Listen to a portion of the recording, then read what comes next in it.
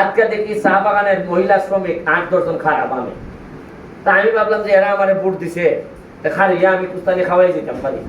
আমি নামছি, নামিয়া 20 টাকার সেও লইছিলাম, সেও ছিলেন না নি?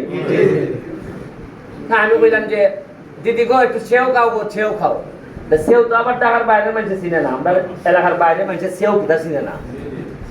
তো ওই সম্রাট কিটা করছে 1 মিনিটের ভিডিও, এটা কইরা লিখে দিছে যে দিদি গো সেও খাবেন, সেও খাওয়াইলেন ব্যারিস্টার সময়, এটা হেডিং লেখছে।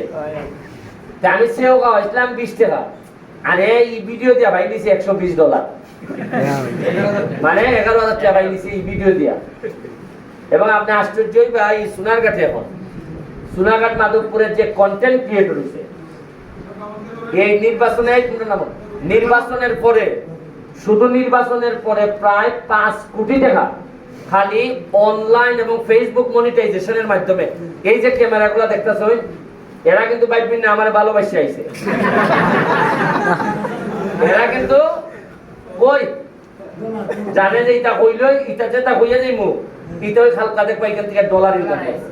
আর ডলারের যে দাম বাড়ছে ওটা 123-24 গেছে, 123-24 গেলে একটা বলে $10 পাইলে কত ভাই?